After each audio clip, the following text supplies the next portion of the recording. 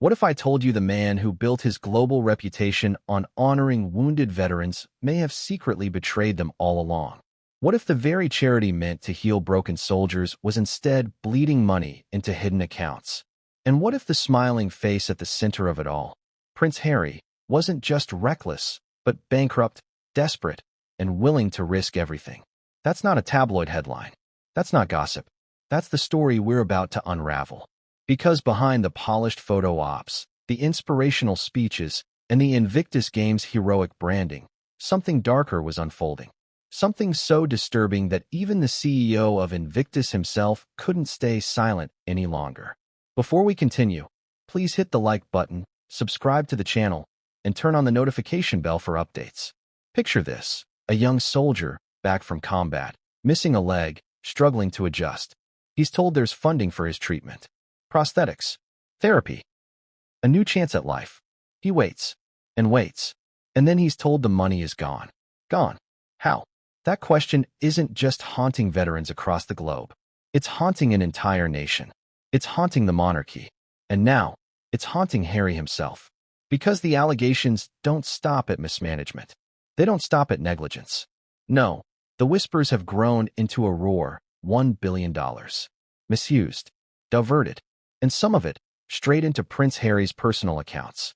Now let me stop here for a second. You might be thinking, wait, $1 billion? Isn't that exaggerated? Fair question.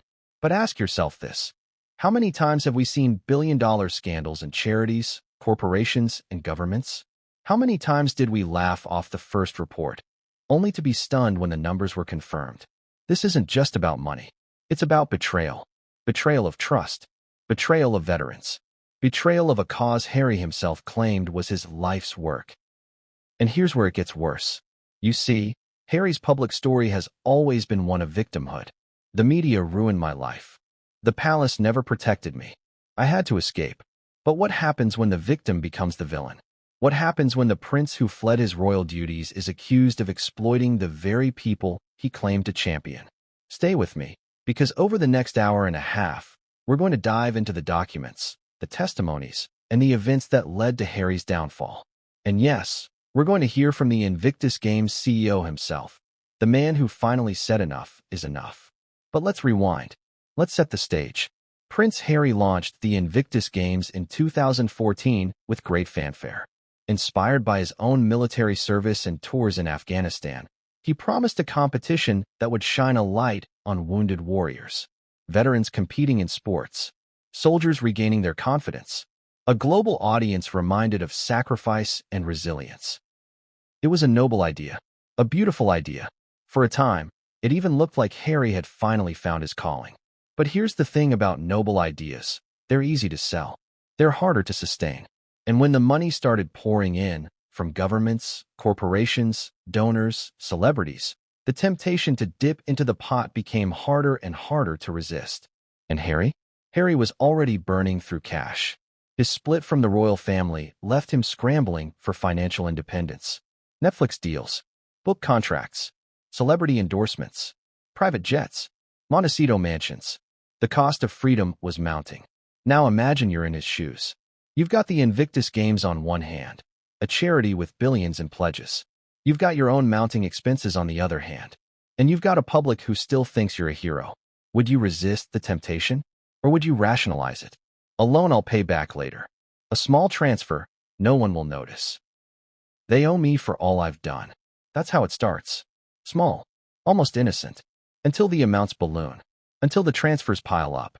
Until $1 billion has vanished into thin air. But here's the twist. Harry didn't just get sloppy. He got arrogant. Whispers began inside Invictus. Staff noticed delays in funding allocations. Veterans complained about missing grants. Journalists poked around the numbers.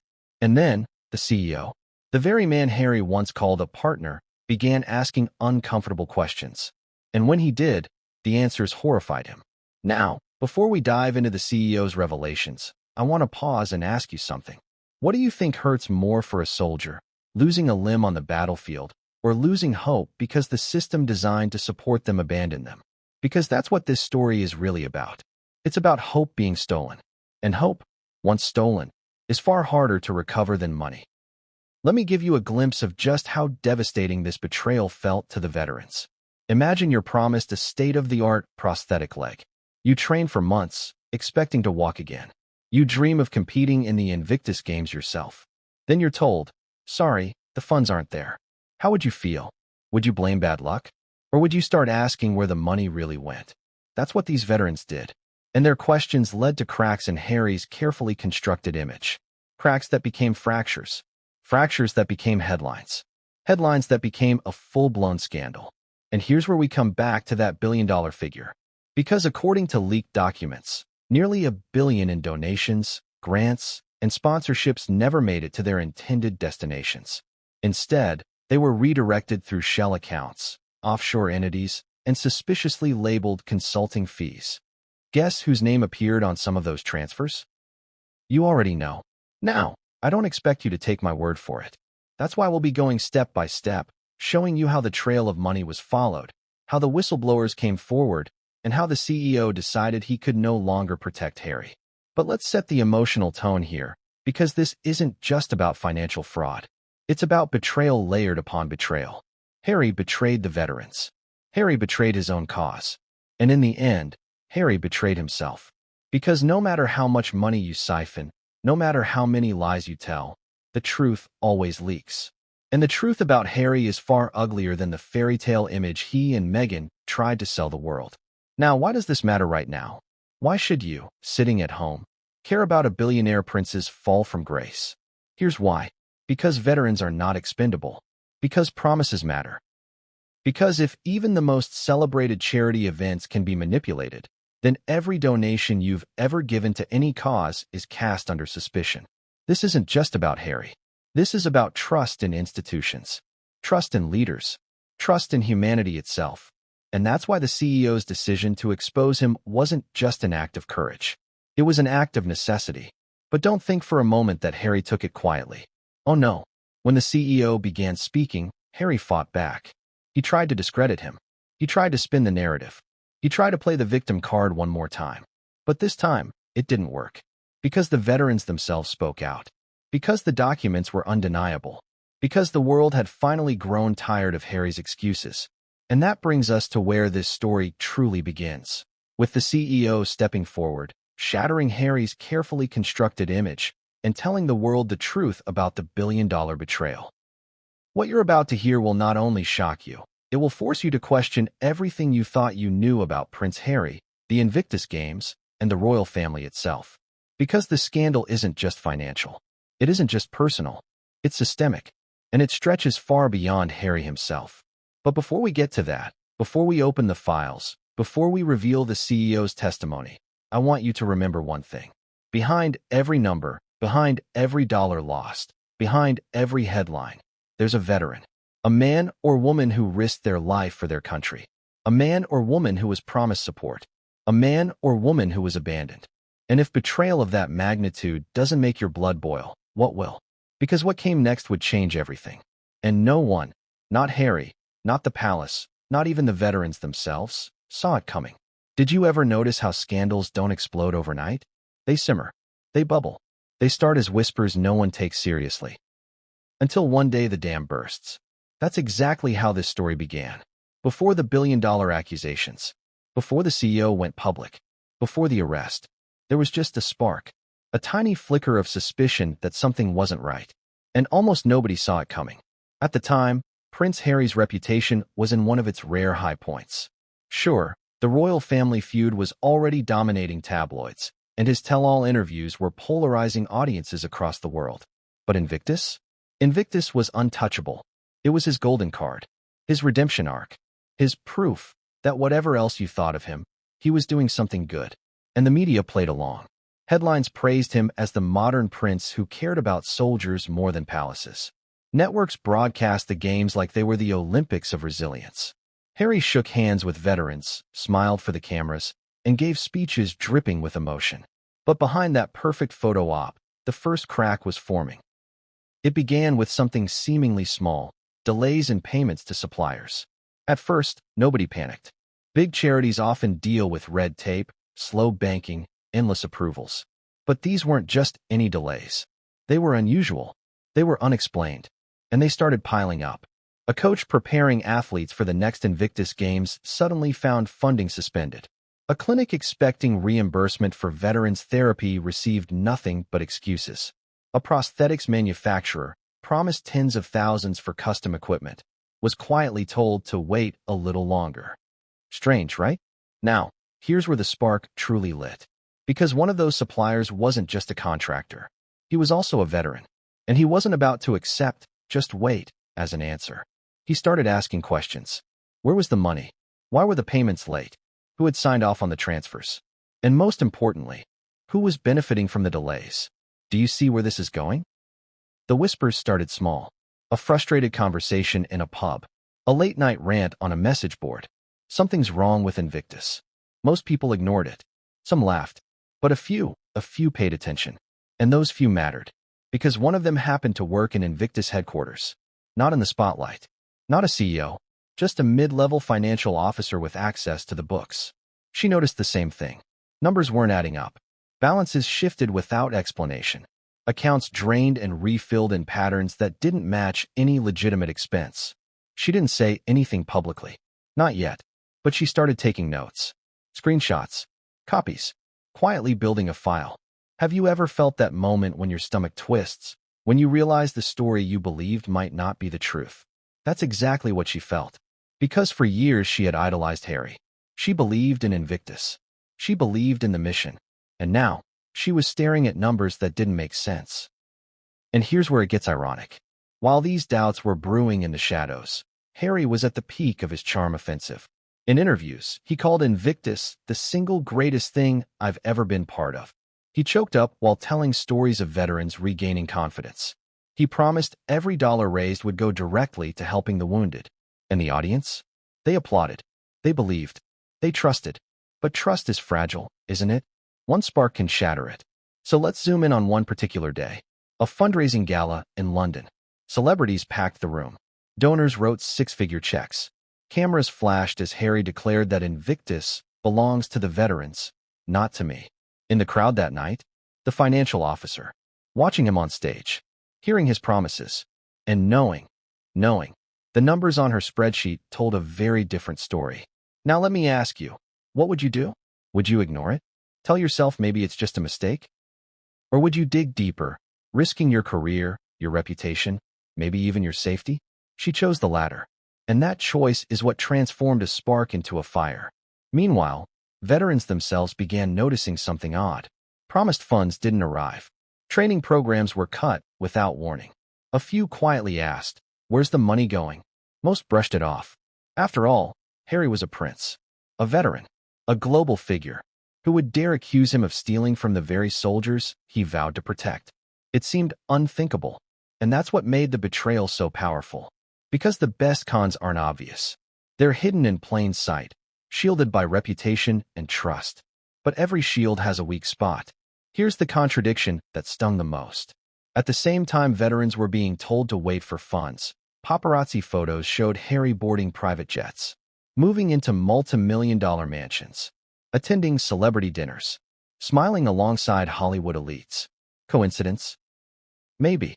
But the optics? Disastrous. You can almost feel the shift in the air. People who once defended Harry began hesitating. Supporters whispered doubts. Critics sharpened their knives. And in the middle of it all, the CEO of Invictus began noticing the same cracks. He wasn't ready to blow the whistle yet. But he was watching. Closely. Now here's a surprising twist. The very first documented clue didn't come from an accountant or a donor. It came from an athlete. A double amputee who had competed in previous Invictus Games. He applied for a grant to cover specialized training equipment. Weeks went by, then months. No response. Finally, he received a polite but vague email. Due to budget constraints, we're unable to fulfill your request at this time. Budget constraints? With millions raised? With governments and corporations pouring money into Invictus? It didn't make sense. He told his story publicly. At first, it didn't get traction. Just a small article on a military blog. But one sentence in that article caught the eye of the financial officer who'd been compiling her secret file. Where is all the money going? And that, right there, was the spark nobody saw coming. Because when a veteran publicly asked that question, others started asking too. And once people start asking, silence is no longer an option. Now let's pause for a second. Imagine you're Harry. You've built Invictus as your shield against criticism. You've told the world it's your legacy. Suddenly, cracks appear. Small ones, but dangerous. Veterans questioning you. Insiders doubting you. Do you double down? Do you cover your tracks? Or do you brazen it out, believing nobody would dare expose you? Harry chose arrogance. And arrogance, as history always shows, is the beginning of downfall. Because those sparks, those tiny whispers, those inconvenient questions, were about to ignite into a blaze that would threaten to consume everything. But here's the chilling part. At this stage, Harry still thought he was untouchable. He still believed the press would protect him, the palace would ignore him, and the veterans would stay loyal. He was wrong.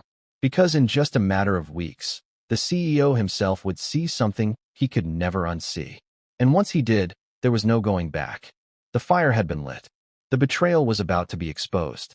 But what came next would make those first sparks look like child's play, because the money trail was about to lead straight to Harry's personal accounts. And that revelation would change everything. What's the one thing a soldier values above all else? Not medals, not ceremonies, not even promotions. It's trust. On the battlefield, trust is life. You trust the soldier next to you to cover your blind spot. You trust the medic to keep you alive when you're bleeding. You trust the mission to mean something. Without trust, the entire system collapses. So imagine how it feels when the man who built his entire reputation on supporting you, the prince who claimed to understand your sacrifice, shatters that trust. That's the wound veterans said cut deeper than any shrapnel. Because for years, Harry wasn't just a public figure to them. He was one of them, a brother in arms. He had worn the uniform, flown helicopters, patrolled hostile terrain. When he founded the Invictus Games, many veterans thought, finally, someone gets it. Finally, someone with influence is standing up for us. And they trusted him. They trusted him when he stood on stage and promised, every penny goes to you. They trusted him when he said, I know what it's like to serve.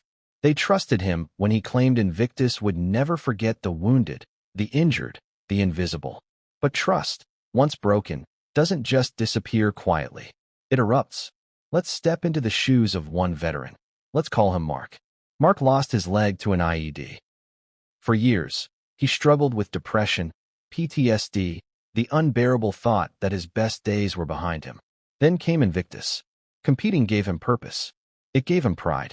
It gave him something he hadn't felt in years, hope. So when Invictus offered support grants for specialized equipment, Mark applied. A $25,000 prosthetic running blade. Not a luxury, a necessity, a chance to compete again, a chance to heal. Weeks passed. No answer. Then months. Finally, he was told, funds are limited. Applications are under review. Review? Limited? This was a charity that had just raised millions at glitzy galas. A charity Harry bragged was flush with support. Yet here was Mark, limping on an outdated prosthetic, wondering why the check never came. He wasn't alone. A group of veterans began swapping stories. Promised reimbursements never arrived. Therapy programs were suddenly cut. Housing stipends shrank. Each one thought they were isolated cases, until they compared notes. That's when the realization hit. It wasn't an accident. It was systemic. Now, imagine being in their shoes. You've fought for your country. You've bled. You've sacrificed.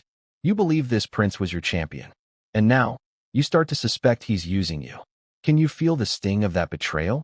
One veteran described it like this. It was like being abandoned twice. First on the battlefield, then at home. Powerful words, painful words, and words Harry could never spin away once they surfaced. But here's the twist. The veterans didn't want to believe it at first. That's how strong their trust was. Even as payments disappeared, even as programs crumbled, many defended Harry. He'd never do that. It must be a mistake. There has to be a reasonable explanation. That loyalty was real. And that's what makes the story so tragic. Because while veterans gave Harry the benefit of the doubt, he was allegedly signing off on transactions that bled their future dry. And the contradictions became harder to ignore. One month, Invictus claimed budgetary shortfalls. That same month, Harry was photographed in Montecito, moving into a mansion W. And here's another contradiction. Veterans were told there wasn't enough funding for mental health programs. Yet leaked documents later suggested hundreds of thousands were spent on consulting fees, paid to companies linked to Harry's inner circle. Ask yourself this: which matters more, another consultant's opinion or a soldier's therapy session? The veterans didn't need to ask. They already knew the answer. And the bitterness deepened. At first, they spoke quietly, in private, in whispers. But whispers grow louder when the pain spreads. And soon, some veterans began writing letters. To donors, to board members, to the CEO himself. Letters that said, "We trusted him. He betrayed us." One soldier's widow described the heartbreak in her own words. "He told us Invictus would honor my husband's memory, but the program funding his memorial was canceled." Meanwhile, Harry was signing book deals. Is that honor? Is that respect? Can you imagine being her? Watching the man who promised to fight for your late husband's legacy profit while you're told there's no budget left? This wasn't just financial mismanagement. It was emotional cruelty. Because betrayal isn't just about money lost. It's about trust destroyed. And make no mistake, the veterans' trust in Harry was enormous. They believed his story because it mirrored theirs. A soldier, a fighter, a man who claimed he, too, bore invisible wounds. That's what made Invictus powerful. That's why donors opened their wallets. That's why soldiers lined up to compete. So when the cracks began showing, the betrayal was magnified 100-fold. Now let me ask you, have you ever been betrayed by someone you admired? Someone you thought was different, only to find out they were just like the rest? That sinking feeling, that gut punch, is exactly what these veterans felt. And the cruel irony? While they were hurting, Harry was doubling down on his image. He gave interviews about his lifelong dedication to veterans. He cried on camera. He told audiences he'd never abandon those who served. But off camera, according to insiders, the money told another story. Here's a striking image for you. Picture two scenes happening at the same time. Scene 1. A veteran sits in a wheelchair, waiting outside a clinic, told his rehabilitation funding won't cover the next session. Scene 2. Harry steps off a private jet in California, smiling as paparazzi snap photos, wearing a designer suit. Two worlds. One man at the center. Which version of Harry do you believe? The veterans began to believe the second one. And that's why they started speaking out. Quietly at first. Carefully. Afraid of being attacked or discredited. But their voices grew louder. Stronger. Harder to silence. And the CEO of Invictus? He was listening. He couldn't ignore the letters piling on his desk, the complaints mounting in his inbox. At first, he defended Harry. He told veterans there must be an explanation. But deep down, even he began to wonder. Because trust only stretches so far before it snaps. And soon, it would snap in the most public, devastating way possible. But before the CEO broke his silence, before the world knew the scale of the betrayal, the veterans themselves lit the fuse. Because one of them, the same one denied a prosthetic blade, didn't just complain. He went digging.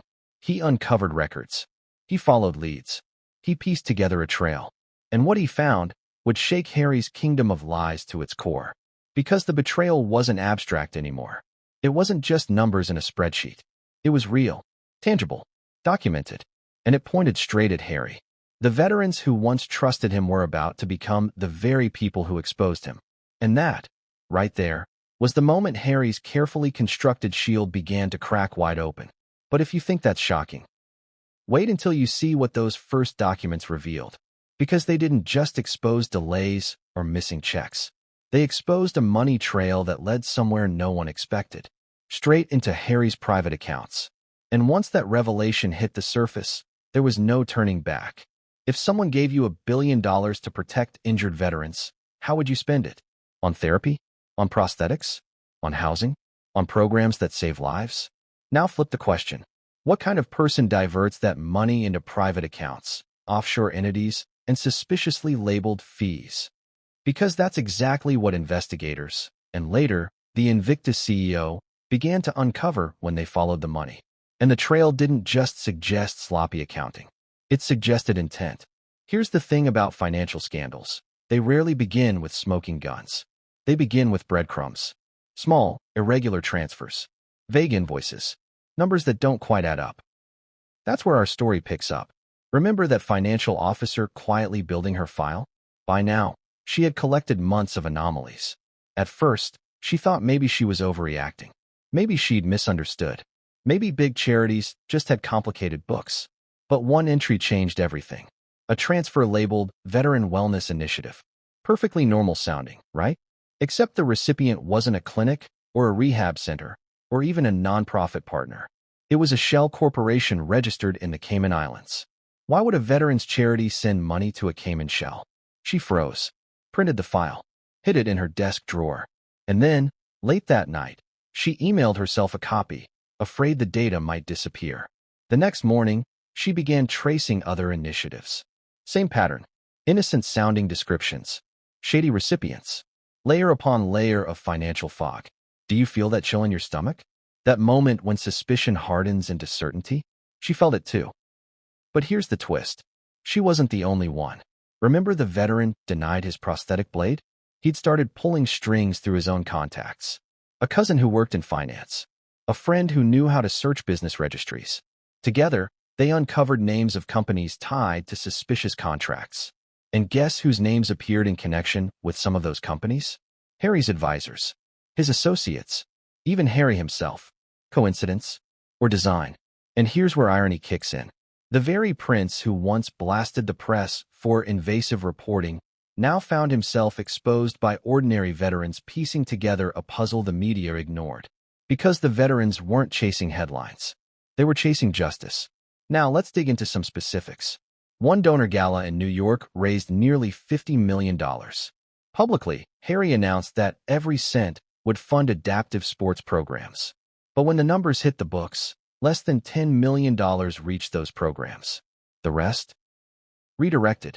Some into vague categories like consultancy, others into accounts tied to luxury expenses.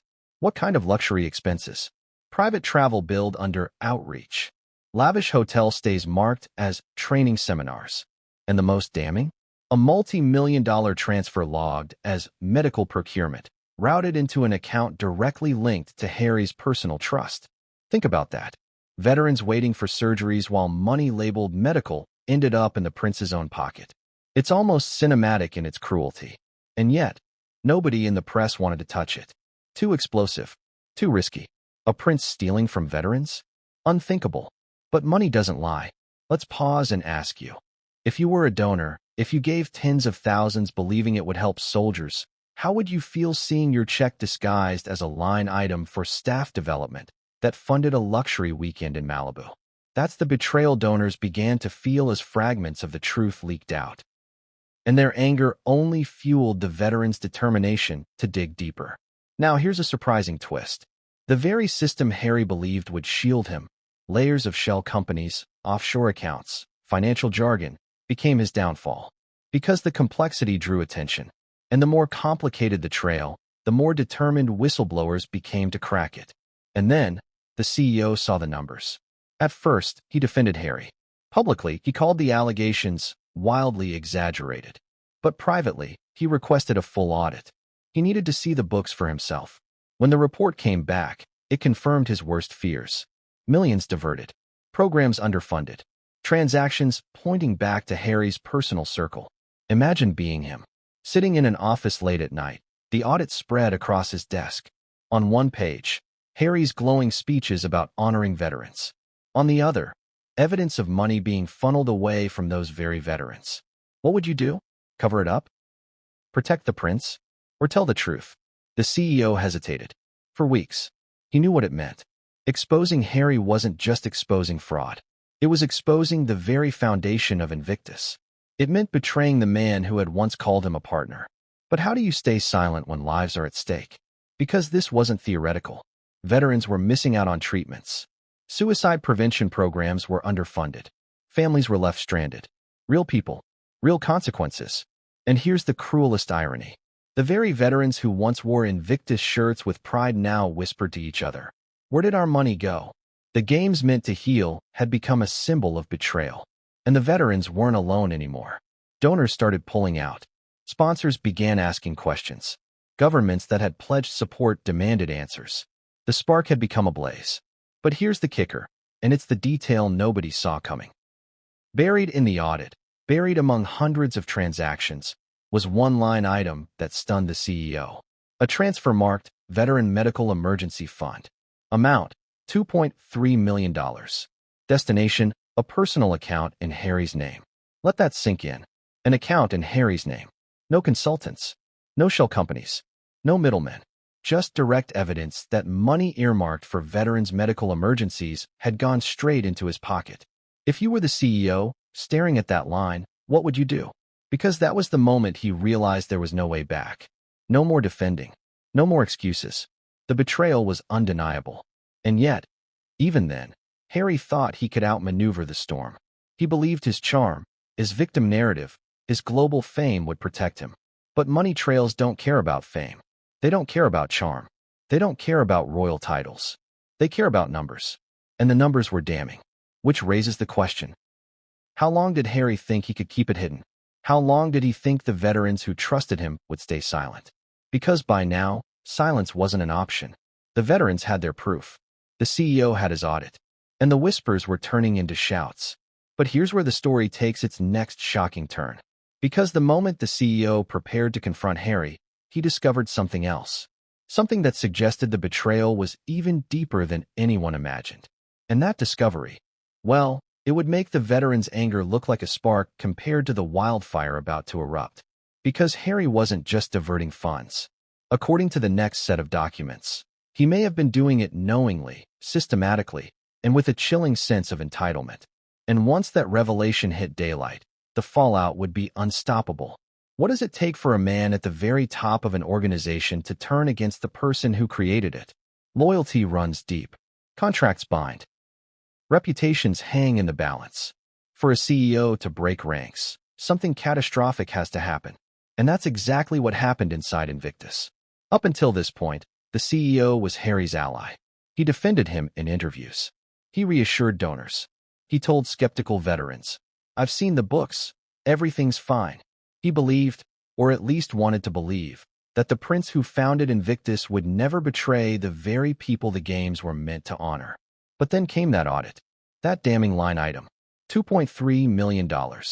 A medical emergency fund diverted directly into Harry's personal account. It was the moment the CEO couldn't unsee. Imagine the scene. It's late at night. The office is empty. Papers are spread across his desk. His glasses are in his hand, not on his face. His jaw is clenched. He's staring at the document, reading it over and over, hoping he misinterpreted the numbers. But the numbers don't change. They never do. He slams the folder shut, leans back in his chair, and mutters to himself, "My God, Harry." That was the breaking point. At first, he thought about burying it. After all, blowing the whistle meant destroying not just Harry's reputation, but Invictus itself. It meant headlines screaming charity fraud. It meant veterans losing faith in the very institution meant to support them. But how do you live with yourself knowing the truth? He couldn't. So, quietly, carefully, he began making preparations.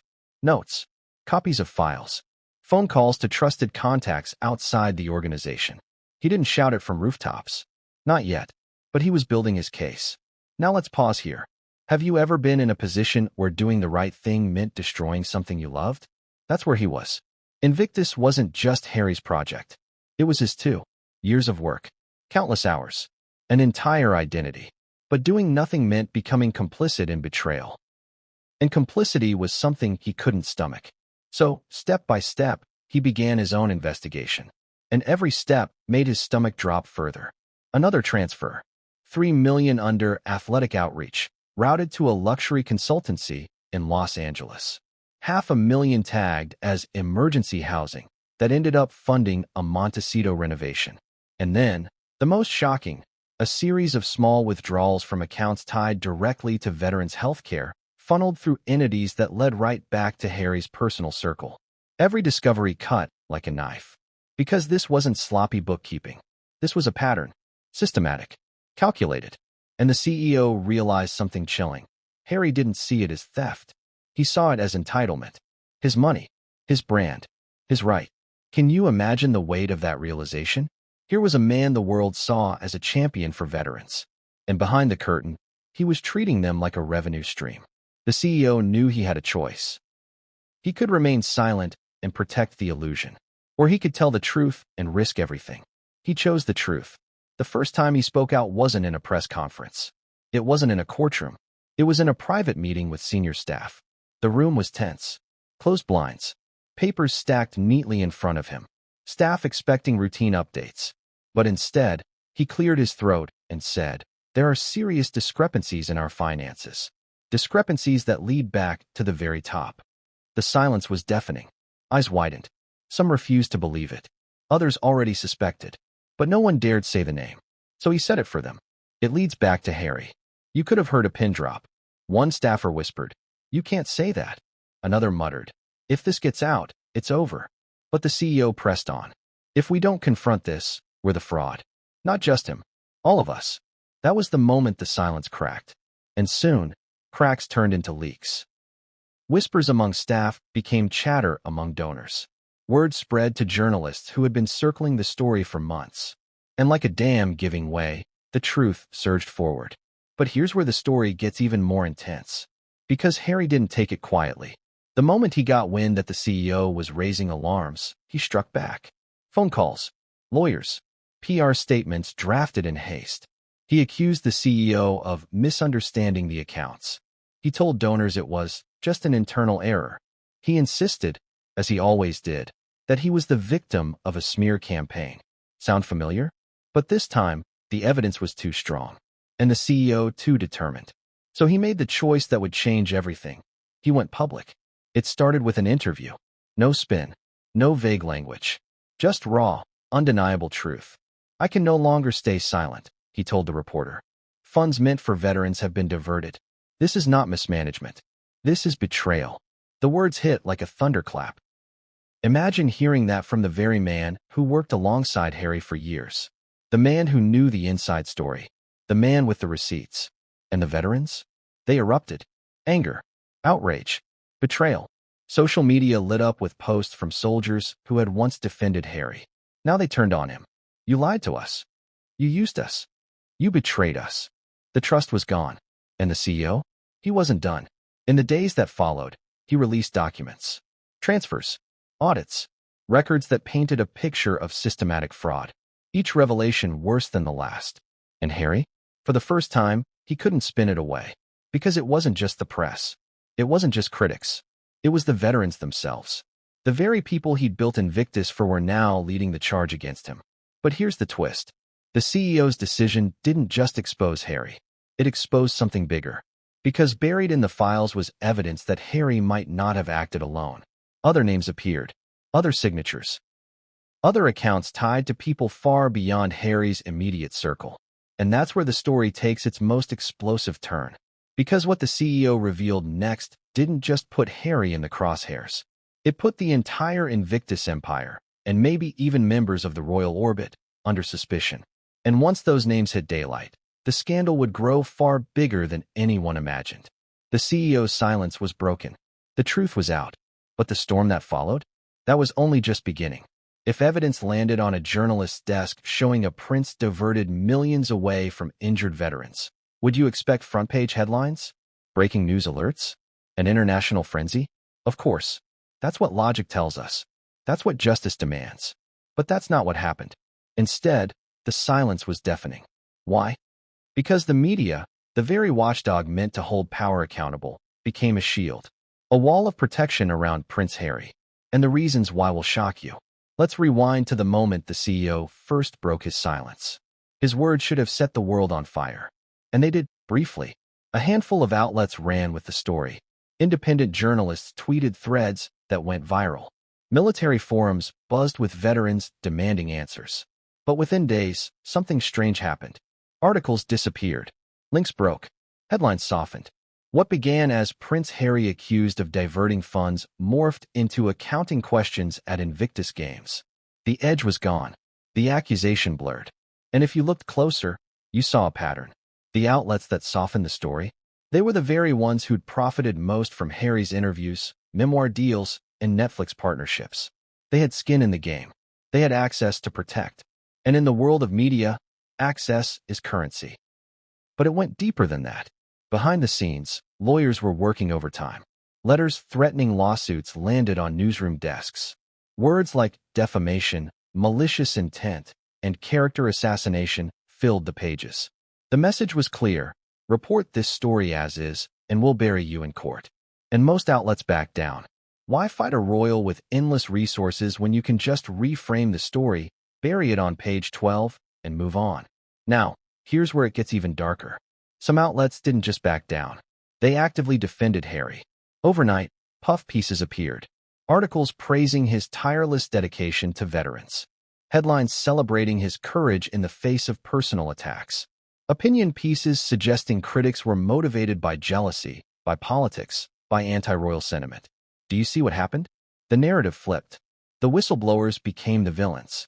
The veterans raising questions were painted as disgruntled or politically motivated. And Harry? He became the victim. Again, it's a playbook he's used before. And this time, the media helped him run it.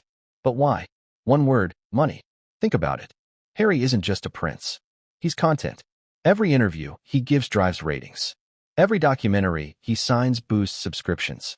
Every book deal generates millions. He's a product, a brand. And the media, far from being independent, is often financially entangled with that brand. Why bite the hand that feeds you? And yet, despite the cover-up, cracks kept showing. Independent voices refused to stay silent. Bloggers, podcasters, small YouTube channels began piecing the story together. Veterans themselves started posting receipts, screenshots of denied funding requests, photos of outdated equipment, testimonies of being ignored. And those voices grew louder. But here's the contradiction that tore everything open. While mainstream outlets were publishing puff pieces about Harry's heroism, those same outlets were quietly receiving evidence from the CEO's camp. They knew the truth. They just chose not to run it. Imagine being a veteran watching that unfold. You're living the betrayal. You're holding the proof. And the very journalists who claim to speak truth to power are turning their backs. How would you feel? Betrayed all over again. And that's exactly what fueled the next phase of the storm. Because when veterans realized the media wouldn't fight for them, they fought for themselves. They took to social media. They flooded forums. They created hashtags demanding answers. They uploaded videos naming Harry directly. And suddenly, the story the media tried to bury went viral, not because of journalists, but because of ordinary people refusing to be silenced. And here's the twist. The more the media ignored the scandal, the more suspicious people became. The silence didn't protect Harry. It condemned him. Because people started asking the question the press refused to. What are they hiding? And the answer was worse than anyone expected. Because buried in the stories that never ran, in drafts that never made it to print, were details far more explosive than the public had seen. Details tying Harry not just to financial mismanagement, but to deliberate, systematic fraud. Journalists had the documents. They had the names. They had the proof. And they buried it. But here's the part no one saw coming. One of those buried stories leaked. A draft article from a major newspaper, written by an investigative journalist, found its way online. It detailed secret meetings, offshore accounts, and even hinted at other royals who might have been aware of the diversions. It was never supposed to see daylight. But once it did, the game changed. Because now the question wasn't just, did Harry divert funds? It was, why did the media cover it up? And that question tore the cover-up apart. Because once people started doubting the press, they started looking elsewhere. And what they found was damning. Evidence, receipts, testimonies. Everything the media tried to suppress came roaring back, louder than before. And Harry? For the first time, he couldn't hide behind carefully crafted headlines. The truth was out there, raw and unfiltered, spreading faster than his team could contain it. But here's the cliffhanger. If the media cover-up failed, what came next would be far worse for Harry. Because the scandal wasn't just in the public arena anymore. It was moving into something far more dangerous. Courtrooms. And in court, there are no puff pieces. No PR spin. No friendly journalists to soften the blow. Just evidence. Testimony. Truth. And the truth about to come out in court would shatter everything Harry had left. Have you ever watched a person who thought they were untouchable suddenly realize they weren't? That's the scene we're walking into now. Because when whispers became shouts and leaks became headlines, the next step was inevitable, the courtroom. And Harry, a man who had spent his life shielded by royal walls, PR spin, and media alliances, now found himself standing in a place where none of that mattered. where words like "Your Highness" carried no weight, where only evidence counted. Let's set the stage. Outside the courthouse, the air buzzed with tension.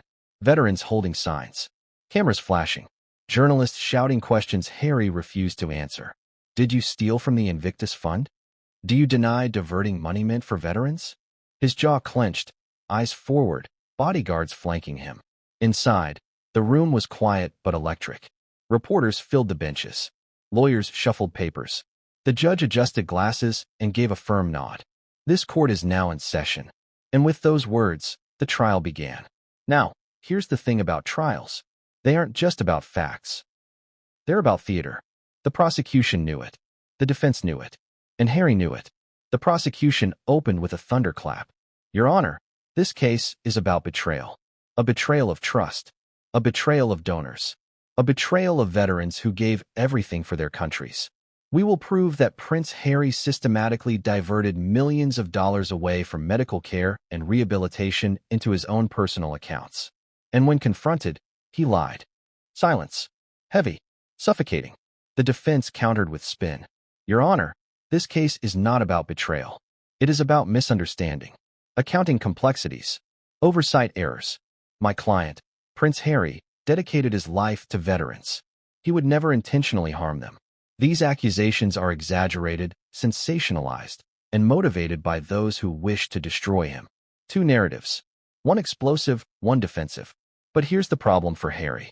Narratives can only take you so far. Evidence tells the real story. And the evidence was damning. The prosecution began laying out the paper trail.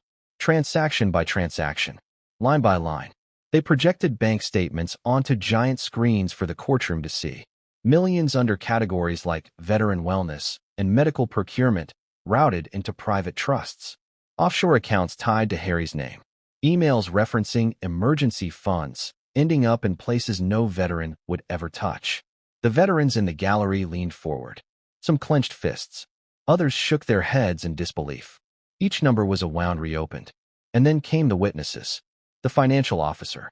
Nervous, clutching her papers, but steady in her words. I flagged multiple irregular transactions. I was told not to ask questions. When I pressed further, I was warned to stop digging. The veteran who had been denied his prosthetic blade. I was told there wasn't enough funding. But now I see where the money went. It didn't go to us. It went to him. And finally, the CEO himself. Calm, deliberate, his voice heavy with disappointment. I defended Prince Harry for years. I believed in him. But when I saw the documents with his name on them, I knew I couldn't stay silent. This wasn't mismanagement. This was intentional. Each testimony was a nail in the coffin. But Harry's defense fought back. They painted the CEO as bitter, the financial officer as inexperienced, the veteran as manipulated. And Harry himself? He was portrayed as the eternal victim, hounded by tabloids, betrayed by staff, unfairly maligned by enemies. It was the same script he had leaned on for years. But here's the difference. In court, self-pity doesn't erase signatures. It doesn't erase bank transfers. It doesn't erase the undeniable fact that money marked for veterans ended up in his pocket. And then came the moment that shifted everything. The prosecution revealed a document no one expected. An internal memo, written by one of Harry's closest advisors, discussing how funds could be strategically redirected to support the prince's long-term independence. The wording was clinical, cold, but the meaning was clear. This was an accident. This was strategy. The courtroom gasped. Harry's head dropped. His lawyers scrambled. And the veterans?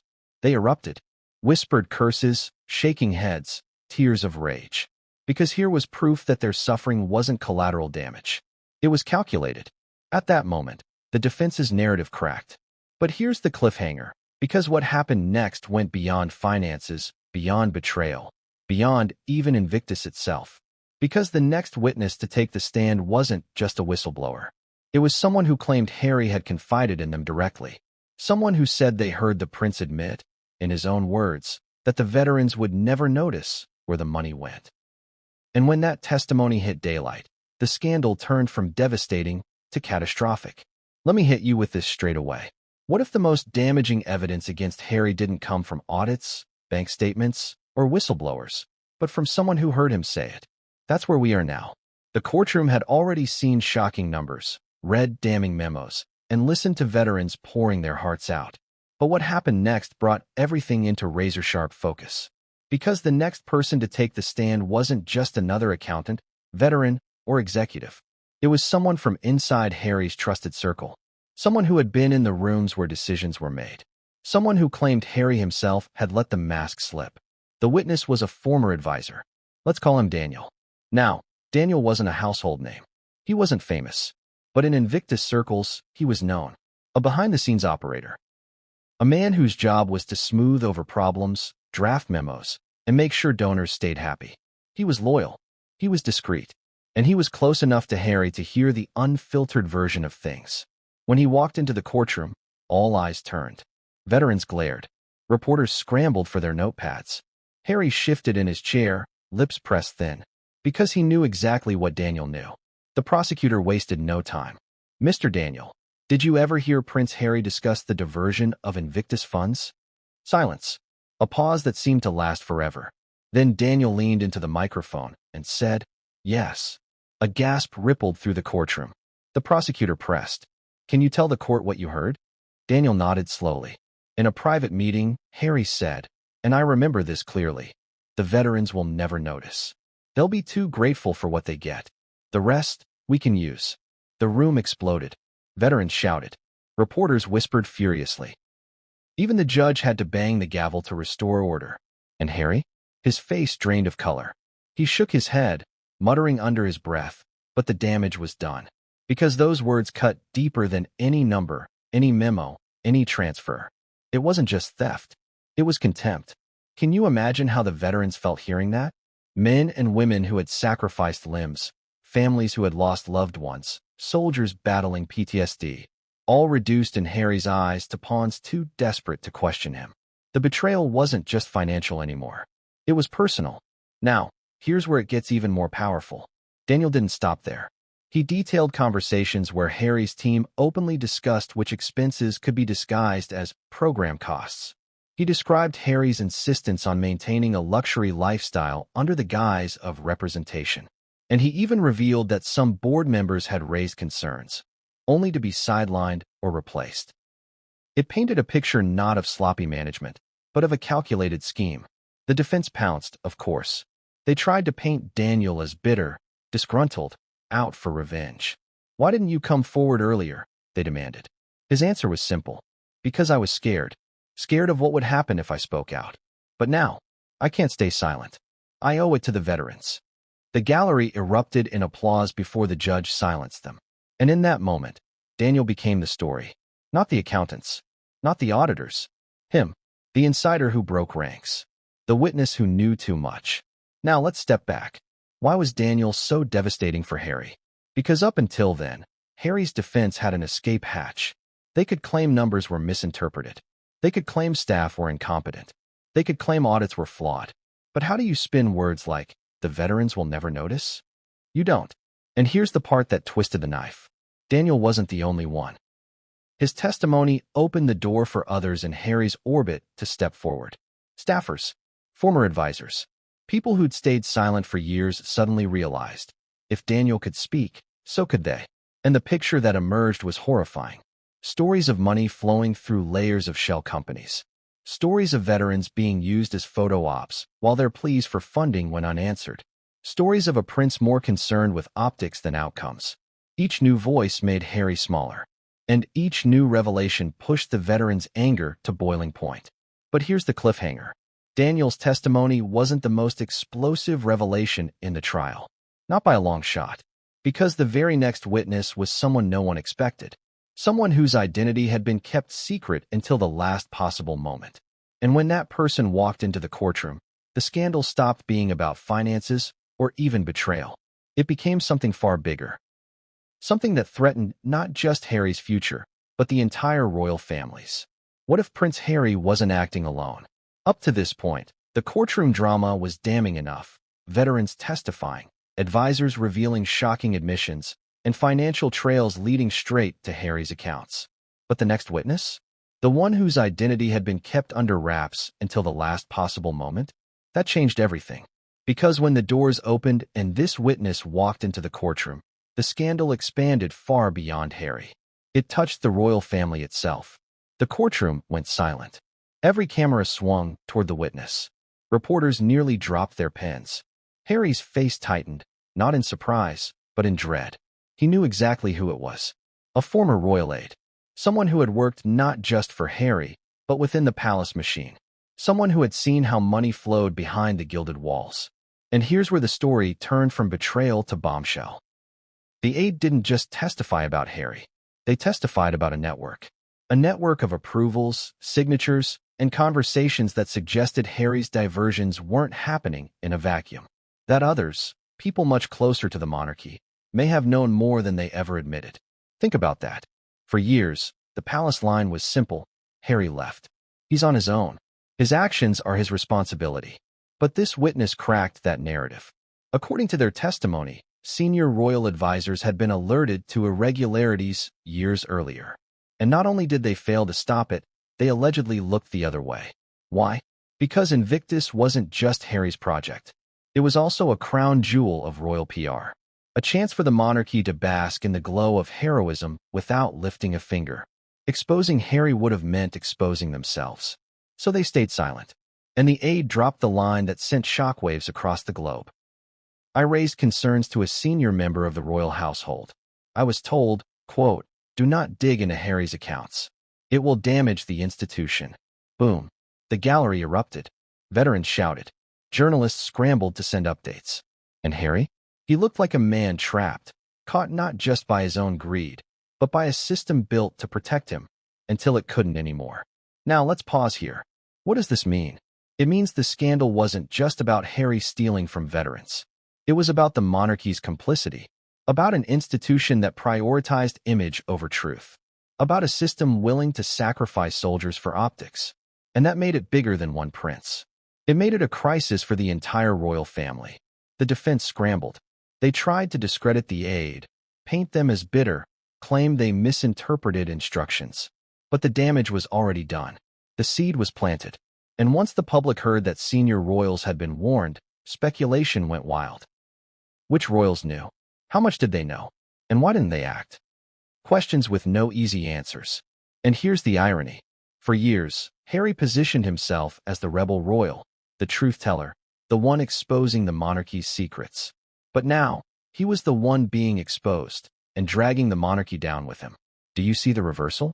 The man who once accused the palace of betrayal was now accused of betraying the very veterans he swore to protect. And the palace, in turn, was accused of betraying the public by covering it up. Layers of betrayal, one on top of the other. The aide's testimony ended with a chilling warning. This was not a mistake. This was not ignorance. This was a choice. And choices have consequences. The judge ordered a recess. The room buzzed like a hornet's nest. And outside, the headlines were merciless. Royal family knew. Palace cover-up exposed.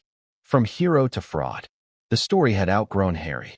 Now it was about the monarchy itself. And here's the cliffhanger. Because while the aide's testimony implicated others, the next set of evidence promised something even darker. Proof that the diverted money wasn't just padding Harry's lifestyle. It was tied to investments and ventures far outside the veterans' world. Money trails that reached into Hollywood, into private deals, into places no one expected. And when those details hit daylight, the scandal shifted yet again, from betrayal to global fraud. When money disappears into offshore accounts, where does it usually end up? Hidden in vaults? Quietly invested? Or funneled into glamorous deals that look squeaky clean on the surface? That's exactly where this story takes us next. Because once investigators pulled apart the shell companies, once whistleblowers shared the receipts, the diverted Invictus funds revealed a shocking pattern. Money meant for wounded veterans was being tied to Hollywood. Yes, Hollywood. And that revelation didn't just raise eyebrows, it detonated like a bomb. The first connection. It started with a single wire transfer. Millions tagged as athletic outreach had been routed through a Delaware LLC. Nothing unusual at first, until investigators followed the thread. That LLC? It wasn't funding sports programs. It was investing in a production company tied to one of Harry and Meghan's Hollywood ventures. Think about the contradiction. veterans waiting for therapy sessions, soldiers denied grants for prosthetics. And at the very same time, Invictus money helping bankroll content deals in Los Angeles. Do you feel the sting of that irony? The games that were supposed to tell veterans' stories were instead allegedly financing Harry and Meghan's quest to tell their own. The Netflix tie-in. And here's where things got darker. Remember Harry and Meghan's multi-million-dollar Netflix deal? The documentaries, the inspirational content, the promise of shining a spotlight on their causes? Investigators discovered that some funds earmarked for media campaigns promoting veterans' recovery had been redirected into companies directly linked to Netflix production costs. Let that sink in. Money raised under the banner of helping wounded soldiers recover was, in reality, helping produce Harry's brand-building projects. Now ask yourself, how do you explain that to a veteran denied funding for mental health therapy? You don't. The celebrity circle. The trail didn't stop at Netflix. Other accounts showed suspiciously timed payments to luxury event planners, high-profile PR firms, and consultants with close ties to Hollywood celebrities. For example, in the same month that Invictus quietly canceled a veterans housing program, six-figure consulting fees were paid to firms that later appeared on the guest lists of celebrity galas attended by Harry and Meghan. Coincidence? Or cover? The optics were brutal. On one hand, veterans unable to pay rent. On the other, Harry photographed at exclusive Hollywood parties, smiling beside A-listers. Two worlds colliding, and the money trail linking them. The paper trail that broke the story. The most damning document was a transfer labeled Veteran Visibility Campaign. Sounds noble, doesn't it? Except the funds went into a company co-owned by a Hollywood producer who just happened to be working on one of Meghan's pet projects. That's not visibility for veterans. That's visibility for Harry and Meghan. And when this came out in court, the veterans in attendance didn't just gasp. Some walked out in disgust. One man muttered loudly enough for reporters to hear. He sold us out for a red carpet. The bigger picture. Here's the twist that makes it even worse. It wasn't just about money being wasted. It was about money being repurposed, deliberately, strategically, to build a Hollywood empire under the cover of philanthropy. Harry wasn't just accused of siphoning cash into personal accounts. He was accused of using veterans as a front, a marketing tool, to bankroll his and Meghan's Hollywood ambitions. The betrayal cuts deeper when you realize this. Every veteran on stage, every soldier featured in promotional videos, every injured warrior applauded at Invictus events, they weren't just participants. They were props. Props for a brand. Public backlash. When this revelation hit the press, the backlash was nuclear. Veterans flooded social media. Hashtags exploded. Hashtag Stolen Valor Funds trended worldwide. One viral post showed a split screen. On the left, a veteran struggling with outdated prosthetics. On the right, Harry and Meghan arriving at a Hollywood premiere in designer outfits. The caption read, "Guess which one Invictus money paid for?" Donors were furious. Corporate sponsors pulled out. Governments froze grants. The scandal wasn't just about fraud anymore. It was about exploitation of veterans, of donors, of public trust. And for the first time, even Harry's most loyal defenders went silent. The Hollywood fallout. But here's the part that shocked even more. Hollywood itself began to panic. Producers, executives, and partners suddenly distanced themselves. Netflix executives reportedly demanded explanations. PR firms cut ties. Even celebrity friends avoided public appearances with Harry.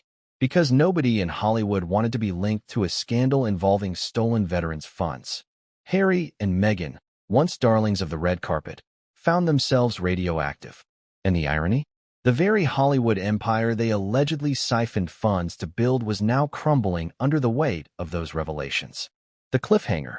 So where does this leave us? The veterans betrayed. The donors outraged. The CEO vindicated. The media forced to cover what they once buried. And Harry? Standing in court, accused not just of theft, but of exploitation at the highest level. But here's the thing. The Hollywood money trail was only part of the puzzle, because the next set of revelations would push the scandal into even darker territory. Not just financial fraud, not just betrayal, but criminal allegations of intentional deception, fraud on a global scale, and something far worse than even veterans expected. Because the prosecutors had one final bombshell. evidence suggesting Harry wasn't just diverting money. He was manipulating charity laws themselves. And that's where the story turns from scandal to potential prison time. Here's the question nobody wanted to ask, but everyone was now forced to confront. Was this scandal just about Harry siphoning money, or was it about something much bigger? Because once prosecutors dug deeper, once investigators traced not just the first layer of transactions, but the second, third, and fourth layers, the picture became terrifyingly clear. This wasn't local. This wasn't small. This wasn't a handful of shady transfers. This was fraud on a global scale. The first red flag. It started with international transfers. Investigators noticed money wasn't just moving between Invictus accounts and Harry's personal trust. It was bouncing across borders. Cayman Islands, Panama, Switzerland, Singapore. Why would a charity for wounded veterans need accounts in tax havens? It didn't. Unless the goal wasn't charity at all. The prosecution revealed that millions raised in Europe had been funneled through U.S. shell companies, then routed offshore, before quietly reappearing as consulting revenue tied to Harry's circle. That's not sloppy bookkeeping. That's laundering. And suddenly, what had looked like personal greed began to look like international fraud. Exploiting charity laws. The most disturbing revelation came from legal experts. They testified that Invictus wasn't just mishandling money. It was deliberately exploiting loopholes in international charity laws. Here's how it worked. Charities are often given exemptions when funds are earmarked for awareness campaigns, educational projects, or international outreach. Investigators showed that Harry's team used those vague categories to disguise personal expenses. Example, a $1.2 million educational outreach program that just so happened to fund a luxury documentary series about Harry's life. Another, $800,000 tagged as international awareness travel. The receipts? Private jets to Hollywood premieres. By bending the law, Harry's team could file the paperwork, make it look legitimate, and keep auditors satisfied, while veterans were left waiting. It wasn't incompetence. It was manipulation. The donor betrayal. And it wasn't just governments and charities being defrauded. It was donors. Ordinary people. Veterans' families. Small businesses. The prosecution read heartbreaking letters in court. A widow who donated her late husband's life insurance payout to Invictus, believing it would help soldiers like him. A child who donated allowance money after watching the games on TV. Every dollar they gave was sacred. Every dollar was stolen. Now multiply that by millions of donors across continents. That's not betrayal. That's mass deception. Global fallout. Once these revelations hit daylight, the fallout spread fast. Governments that once pledged millions to Invictus launched investigations of their own. Charities partnered with Invictus suspended cooperation. Financial regulators in multiple countries froze accounts linked to Harry. And the headlines were brutal. The brand was shattered. And here's the irony. Invictus, once built to celebrate resilience, now symbolized exploitation on a global scale. Harry's response. Harry's defense tried to spin it. They claimed the offshore transfers were standard practice for international charities. They insisted the vague categories were poorly worded but well-intentioned. They argued Harry himself wasn't responsible, that advisors acted without his knowledge. But then came the killer blow. Emails. Personal emails with Harry's own digital signature, authorizing transfers. Notes in his own words discussing strategic redirection of funds. Comments about how veterans won't question the paperwork. The courtroom gasped. Because at that moment, it wasn't just advisors. It wasn't just shell companies. It was Harry. His words. His authorization. His intent.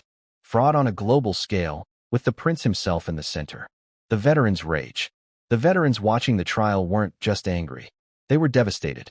One veteran, speaking outside the courthouse, summed it up. We fought wars overseas. We didn't expect to be betrayed at home by the man who said he was one of us. Another said, he turned us into a business model. Their rage fueled the fire. Media outlets that once protected Harry now tore into him. Politicians demanded accountability. Sponsors distanced themselves. And Harry? The man once hailed as a champion for veterans? Now painted as their greatest betrayer. The cliffhanger. So here we are. The fraud was no longer in question. The scale was global. The evidence undeniable. Harry's defense crumbling. But the question looming over the courtroom was no longer, did he do it? It was, how long will he go free? Because the next phase wasn't about betrayal or fraud or even scandal. It was about prison. And the prosecutors were preparing to argue that Harry didn't just betray veterans. He committed crimes that could land him behind bars for years.